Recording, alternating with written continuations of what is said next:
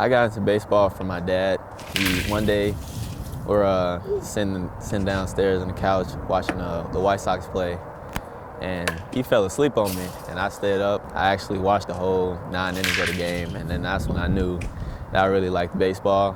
And then ever since, my dad, he provided his time into me. He saw that I had some good eye coordination, so he just put forward everything into me after that.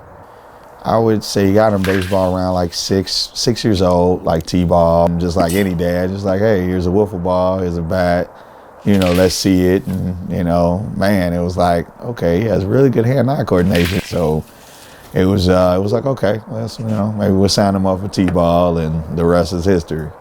My dad is who made me who I am now. Honestly, ever since I was a kid, I watched how he treated people, and that's how I want to be like. I want to be like my dad. My dad always tell me, don't be like him, be better. But, if it wasn't for him, I don't know what I would be. I don't think I'd be playing baseball. I don't think I'd be going to the University of Michigan. I don't think I'd be a draft pick or a prospect. He really made me who I am, and, defined me as a person.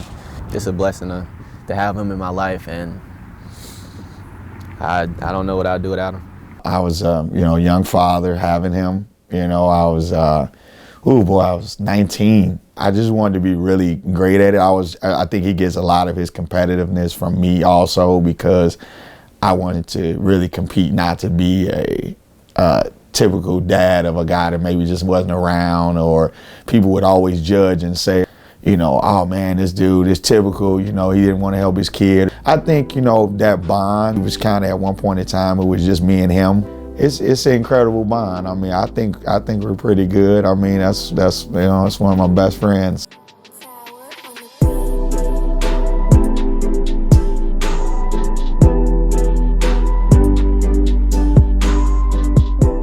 I joined Jackie Robinson West when I was 12 years old. I played with them for a year, and we made a good all-star team. Everybody on that team, we all played together, played against each other. We tried to make a bid to go to the Little League World Series. It was pretty much kind of easy going through all the regionals and sectionals. We pretty much blew out every team. At the championship game to go to the Little League World Series, we were down by a couple runs. Getting to the last game, of course, scary, because one thing in baseball, it's hard to beat a team twice, and they would have had to beat the team that they played in the championship twice. But through dramatic fashion, Trey helped spark that comeback, and one of his other teammates hit a ball that we still will never forget to this day, that ended up ultimately winning that game.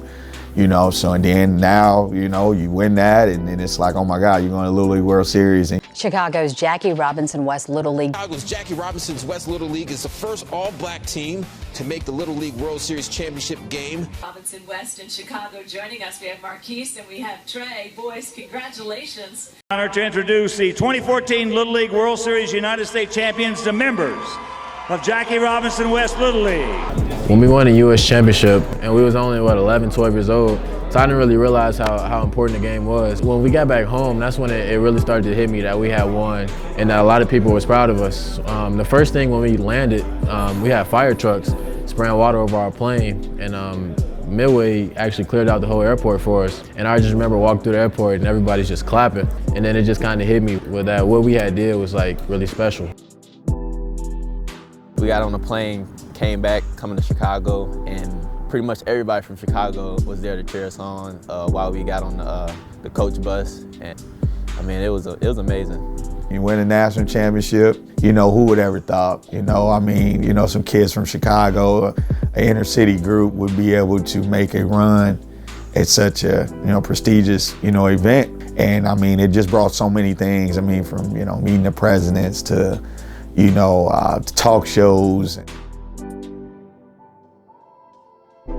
Trey's a young man who's been in the spotlight, and I think that takes, a lot of courage on his behalf. He's always the guy that everyone looks towards, a guy that's almost like the quarterback of your team. I think he's handled that pressure really, really well, and I think that says a lot about him and his future. He's a guy that's going to be a leader, in the business world or whatever he chooses to do, because of how well he handles adversity and how well he handles the spotlight, and he handles it with grace and he handles it with class. because Trey is class. Trey is dedicated. Trey is committed. Trey is humble. Trey Hunters is a competitor. Trey's a leader. Trey is committed. Trey is dedicated. Trey Hunters is a leader.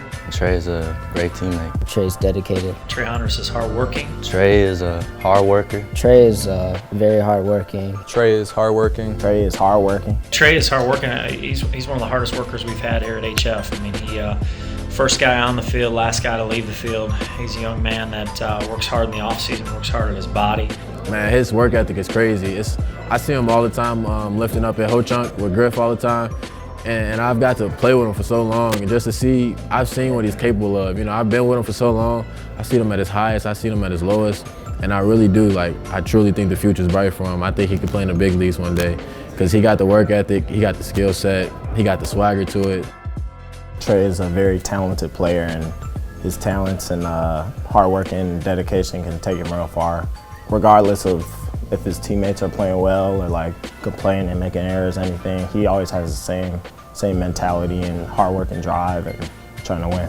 High energy guy, you know, smiling, always gonna have fun, but he's gonna run through the wall when the game's on the line. He's gonna go through the wall. He's gonna climb the fence to catch the ball. When the game's on the line, he wants to be in the batter's box ready to hit. And I think those things were some of the things that University of Michigan loved about him, was every time they saw him play, he was a high energy type of guy, man. We call it guy with his hair on fire.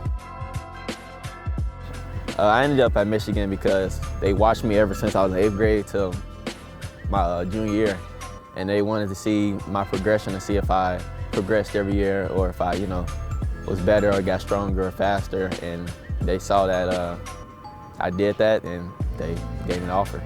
When he leaves, whether or not it's college or, playing pro ball, it'll be different because, the everyday, he's stopping by or coming here to visit or borrow money or, or oh my God, my car needs gas or whatever, or just anything, it's a different. Well, house will be a little bit more quieter, but it sits on my mind and wondering, how's it really gonna be?